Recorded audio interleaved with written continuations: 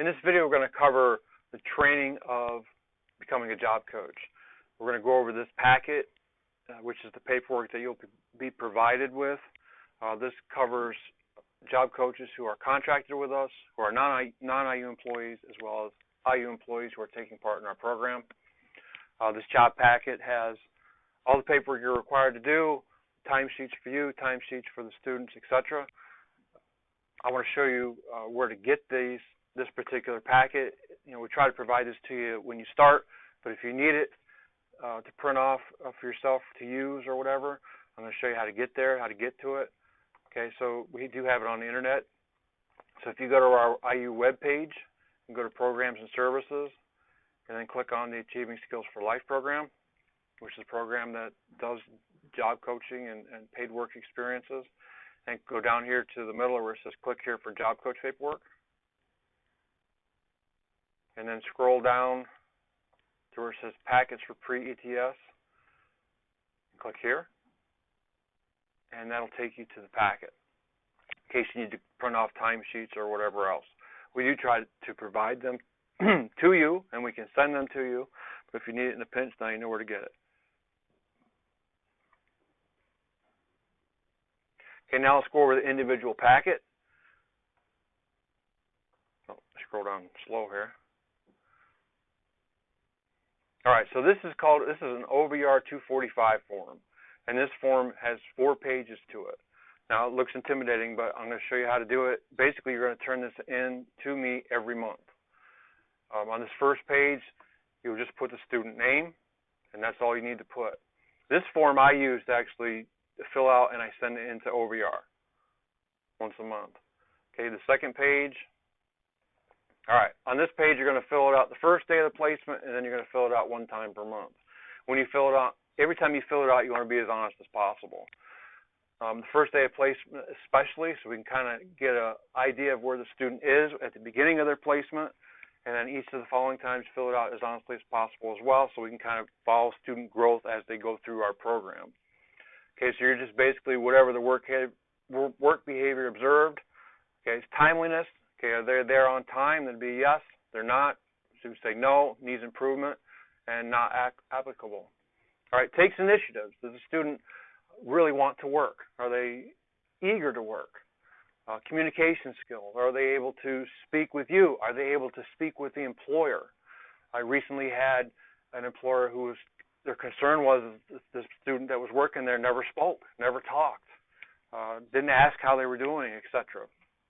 Grooming and dress. For this one, is the student well groomed? Does the student stink? Can you smell body odor? If you go to pick up a student to work and they smell a body odor, do not take them to work. They will stay home that day.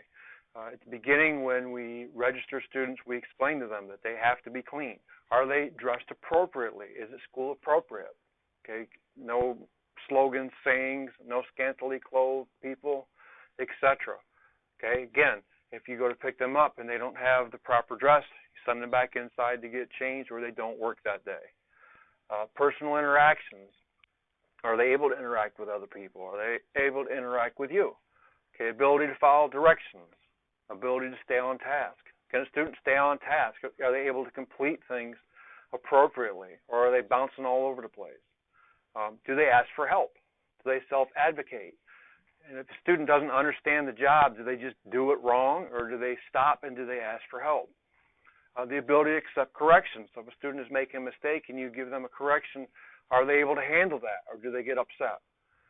Safety awareness, or perseverance and resiliency. If a job is difficult, do they stick with it? Okay, any notes and observations? Okay, describe the experience and activities.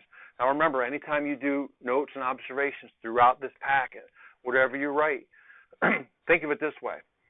Whatever you write, you may have to repeat in a court in front of the student and in front of a judge. So think about it from that standpoint. Whatever you write, it's just the facts. No opinions, no feelings, just state the facts as you saw them, and that is it. Okay, and down here is one of the student timesheets that you will do. So basically, every day you need to fill out the date, start time, end time, and then total hours. Okay, so you do that every day. Okay, it's not their timesheet. This is the time that I have to turn into OVR. One of them. We turn this sheet that you're looking at, we also turn in the timesheet that the student turns in, and we also turn in the actual pay stub that the student turns in. Okay, this third page, you don't have to do anything there. That's one that I will do. And then the fourth page, you will only do this on their last day of supported employment. So the last day, so if a student has 90 hours, on their last day of that 90-hour experience, you would ask the employer these questions, and you also ask the student these questions. Okay, this next form, this is another form that you'll fill out the first day of placement and then one time per month. And I forgot to mention, it's okay to fill out these forms while you're on site, while you're working with a student, as long as the student's independent enough that you don't need to be working with them directly all the time. But it's okay to have your clipboard and to work on this stuff as the student's working, as you're observing the student. It's okay. Okay, so this is a monthly site evaluation. And it's very similar to the one we have for OVRs. It's the one we do for ourselves. Okay, they initiate communication, ask for clarification, ask questions. Okay, topic maintenance, they stay on task. Are they able to take turns? That might be a not observed. Tone was respectful or neutral. They make eye contact. Body language, body distance, and space. So they're staying in their body space. Okay, don't be afraid at this point when you see 100%, 65%, 0%. It's not like a test in high school. Okay, if they get a 65 or a 0, it doesn't mean they failed. This is just what we use as a scale to be able to keep track of how well a student is doing. So you want to be as honest as possible here. Now, if it initiates communication, if it's a 65% or a 0, you want to put a note or two to the right. What happened? What's going on? You want to keep in mind that these forms will get passed on to OVR, but they'll also get passed on to the next person that happens to be working with the student. And if they pick up this form, it's nice to be able to see exactly what it is that they need to prepare for when they take a student out. Okay, so do all excuse me. So do all of these, fill all these out with just a check mark, with each of the column, and then total them at the bottom. All right, teamwork, same kind of sheet, ability to get along with peers, work with the team rather than simply alongside, response to feedback from peers or staff, and conflict resolution. Again, don't be afraid to put not observed if it didn't happen, if they weren't working in a team environment, that's okay. Okay, the ability to follow directions. Okay, circle which one of those, the percentages that fit this. It's independently with minimal supervision or prompts, 2 or fewer. 33 would be moderate to maximum assistance needed, or 0% would be unable to complete tasks. What did you use? What did you try to use? Was it verbal instructions, written instructions, pictures, demonstrations, multiple repetition? What did you do with a student that worked, or what did you at least try? And then the notes to the right kind of give us a summary of this whole section. Okay, if you were doing demonstrations and they were working well, be sure you note that. If you were doing multiple repetitions and that wasn't working, be sure to note that as well.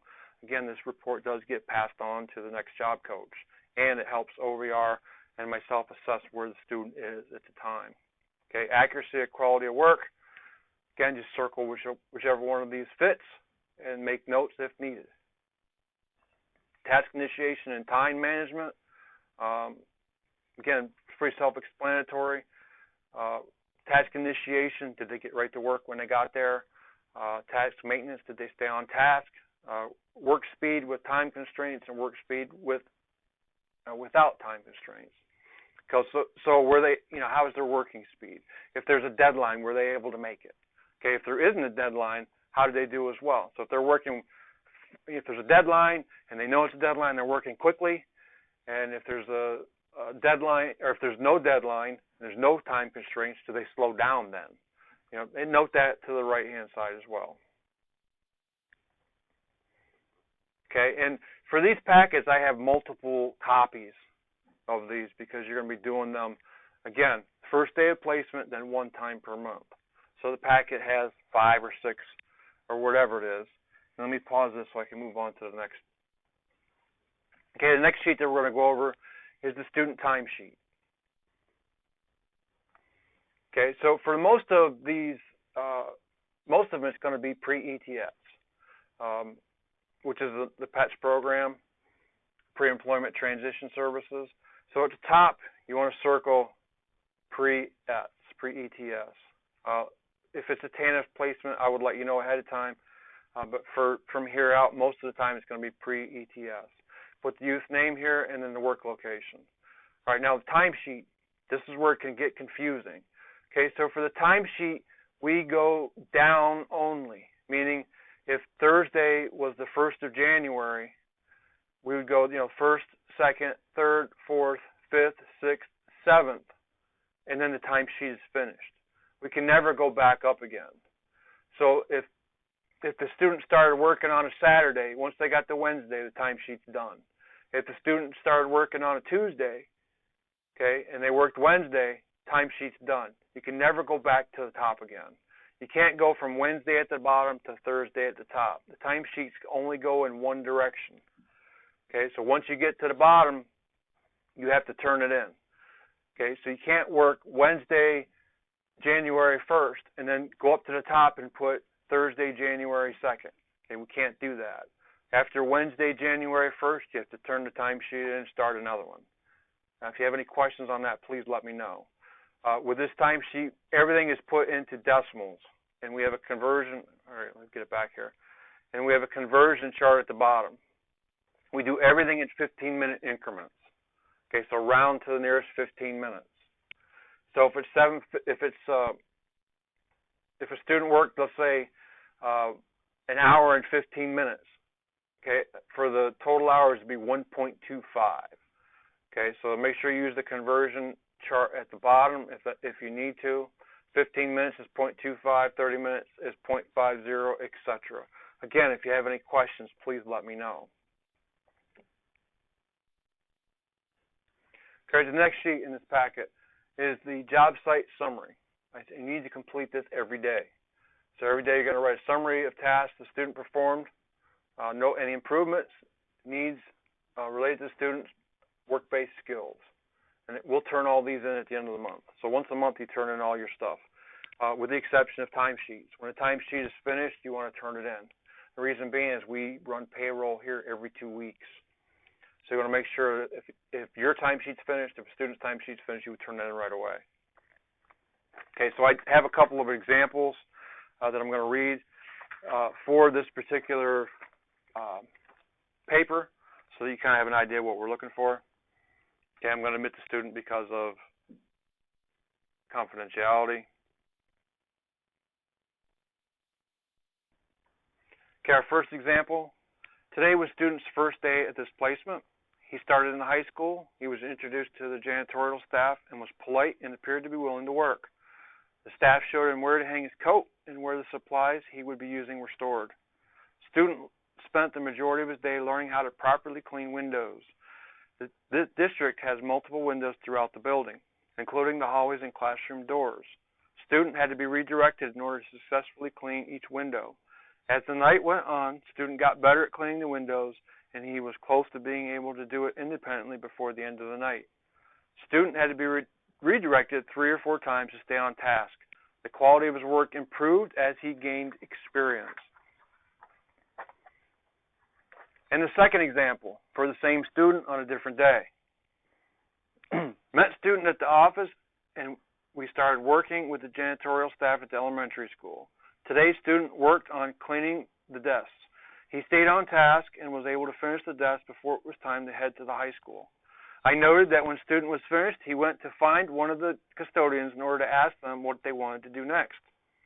The supervisor showed him a new job that involved him using a shop vac and a small screwdriver in order to remove dirt and small stones from the treads located in the entryway. Student listened and was able to follow the given directions without any redirections from me. I noted that student had good rapport with his fellow workers. He was friendly and did not appear at all uncomfortable around them. When the elementary building was complete, the crew moved on to the high school and was within walking distance. At the high school, the staff showed student how to move and unfold lunch tables that were being placed in the gymnasium after being cleaned. Student was cautious and careful not to get his fingers pinched. He was able to take direction and constructive criticism from the janitorial staff. Student will have to continue to practice working with the tables in the upcoming weeks. Student was then told to clean the windows and sweep the entryways. Student was able to perform these tasks virtually independently. He knew what to do and did it with few distractions. I spoke with student's boss, and he praised his work ethic and was very pleased with student's work ethic and quality of work. So try to be detailed when you're filling out these forms. You know, what happened that day, what interactions you may have had with the students, what corrections you may have had, what strategies you may have used. Don't be afraid. Of course, use the student's name. That's fine. I just didn't because of confidentiality. Okay, this next sheet is the timesheet for the contracted job coach. Okay, so if you're an IE employee, you can skip ahead in the video a little bit because this won't concern you. To fill this out, basically, you know, your name, your address, the vendor number, you don't have to worry about that. And then you just run your timesheet. Again, it's just like the other one we went over earlier. For the student, okay, if you start on Monday, you just work your way down to Sunday and then keep going down. We never go back up. So if you work Sunday, January 1st, you don't go back to the top for January 2nd. Okay, you keep going down the sheet. Okay, and it covers 2 weeks. Okay, so basically the folks here only do timesheets every couple of weeks anyway. When you get your timesheet complete, make sure you send it to me. You can either scan it, send it. If your phone, you know, takes good pictures, you could do it that way as well. Okay, total your hours. Your description of work done. Just to basically where you're at. You know, where were you? Worked with student at McDonald's. You know, worked as student with Goodwill. That's fine for that. Okay, be sure that you sign it down at the bottom where it says employee signature. If you turn it unsigned, I can't do anything with it. I'll have to send it back to you. The box where it says $15 an hour, that's for business office use only.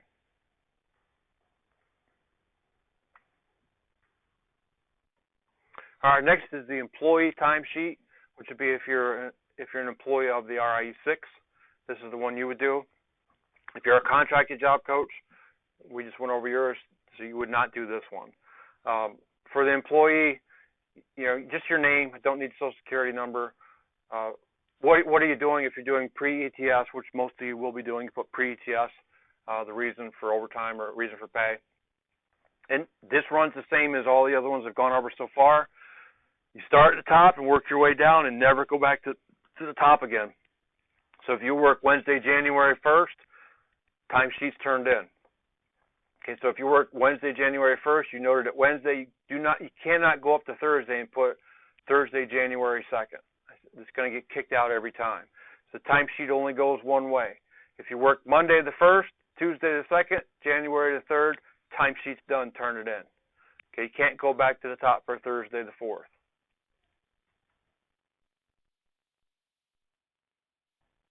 Okay, during COVID, which is still now as of May 26th. Okay, when you pick up a student to take them to work, you'll take their temperature. Just put the date, the student name, and then the temperature with the thermometer that will be provided in the van.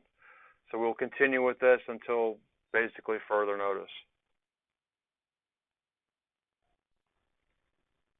Okay, the next sheet down is the monthly mileage log. Each van should have this sheet in it already, but if it didn't, or for some reason it wasn't there, I provided copies along with this.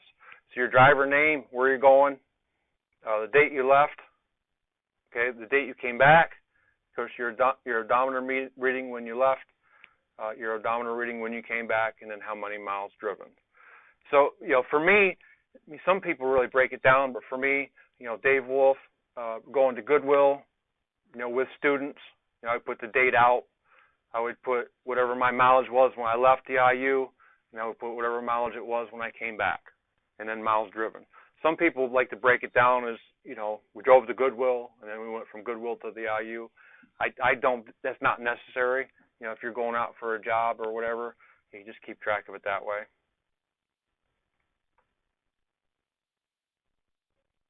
Now, that is it. That's all there is to this packet. If you have any questions, give me a call, 814-512-6507. or DWOLFE at riu6.org.